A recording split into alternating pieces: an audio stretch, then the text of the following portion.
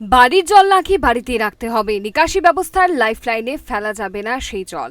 রীতিমতো এমনই হুলিয়া জারি করা হয়েছে রাজধানীর শহর লাগোয়া দুর্জয়নগর পঞ্চায়েত এলাকার ৪ নম্বর ওয়ার্ডে। সাফ সাফ বার্তা জারি করে দেওয়া হয়েছে ওই এলাকার সাধারণ গৃহস্থদের প্রতি। শুধু তাই নয়, রীতিমতো মাটি দিয়ে ভরাট করে দেওয়া হলো লাইফলাইনের বুক। এমনই অভিযোগ তোলা হয়েছে স্থানীয়দের তরফ থেকে। এর পরিপ্রেক্ষিতে বাড়ির উদ্বৃত্ত জল গড়িয়ে চলে আসছে জনপথে। নষ্ট হচ্ছে রাস্তা, নাজেহাল হতে হচ্ছে সাধারণ পথচারীদের। কি অভিযোগ উঠে এলো সেখানকার স্থানীয় মানুষের মুখ থেকে? কিসের ভিত্তিতেই বা জারি করা হলো এই হুলিয়ার বিরুদ্ধে ঠিক কী বা বলছেন সেখানকার বাসিন্দারা? উত্তর শুনবো তাদের মুখ থেকেই। যারা উপস্থিত ছিল ওরা প্রত্যেকেই বলেছে ওরা নাকি ক্লাবের পক্ষ থেকে এসেছে, ক্লাব থেকে নাকি কোনো ধরনের নোটিশ এসছে বা কোনো ধরনের অর্ডার দেওয়া হয়েছে যে ড্রেন বন্ধ করে দেওয়া হবে। আর আমাকে এটা কি রাস্তার ড্রেন বন্ধ করে দেওয়া হবে? তার সেভাবেই কাজ করছে তারা। হ্যাঁ, ওরা এইভাবেই কাজ করছে।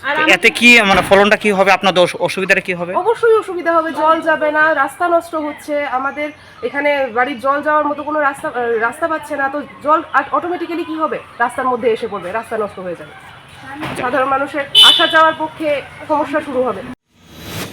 ড্রেনে যখন মাটি ভরাটের কাজ চলছে তখন মাটি ফেলার কারণ জানতে চাইছিলেন স্থানীয় এক প্রতিবাদী মহিলা। প্রশ্নের জবাবে ওই মহিলাকে কি উত্তর দেওয়া হয়েছিল তা শুনুন মহিলার মুখ থেকেই।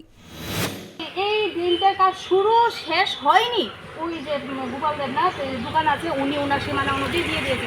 ঝগড়াঝাটি করে আমি অনেক কারণে গিয়েছি, আমি পুলিশ স্টেশনে গেছি, কমপ্লেন করেছি, প্রধানের কাছে, মেম্বার অনেকের কাছে গেছি, কেউ কোনো কিছু রেসপন্সিবল দিচ্ছে না। তারপরে আমি অনেক কিছু সিসিটিভি কারোর কাছে গিয়ে আজকে আমি ওদেরকে বললাম যে আমার এখানে যখন মাটি ফেলছিল তখন আমি বললাম আপনারা আমার এখানে মাটি ফেলছেন, আমার অর্ডার আছে, আমাদের এখানে কোন কি জানি মেম্বার, তারপরে আমি বললাম মেম্বার আমাদের এই এরিয়ার মেম্বার, উনি বলছে কি আমাদের অর্ডার আছে। আমি বলছি কে অর্ডার দিয়েছে আপনাকে?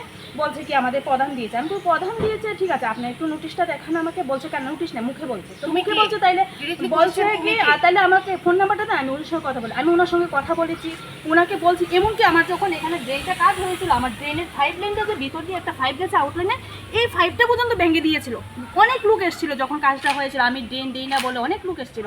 তারপরে কাজটা আমি দিয়েছি, আমি বলছি যে না আপনি আমার এখান থেকে ড্রেনের 5টা, আমি বলছি যে ঠিক আছে আপনি আমার 5 লাইনটা ঠিক করে দাদা, আপনি যদি আপনার লোকে বেশি কথা দরকার নেই, যদি মাটি দেন মাটি দিয়ে দেন, আমার কোনো আপত্তি নেই, কিন্তু আপনি আমার 5 লাইনটা ঠিক করেন। তারপরে ওই আমার জায়গাটা মাটি দেন। এখন আপনারা কি চান?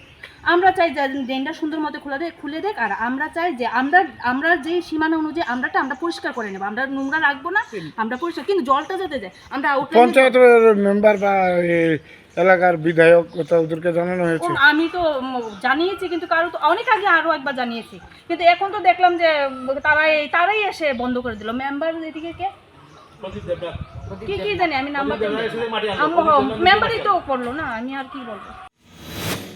দেশের সেবা করে অবসর জীবনে এসে এই ধরনের আজব কীর্তির মুখোমুখি হতে হবে এমন ভাবনা দুঃস্বপ্নেও ভাবতে পারেনি স্থানীয় বাসিন্দা এক প্রাক্তন সৈনিক। আক্ষেপ আর উষ্মার সুর গলায় তুলে কি বলছেন প্রাক্তন আধা সেনা কর্মী? কাদের বিরুদ্ধেই বা অভিযোগ রয়েছে তার শোনাবো।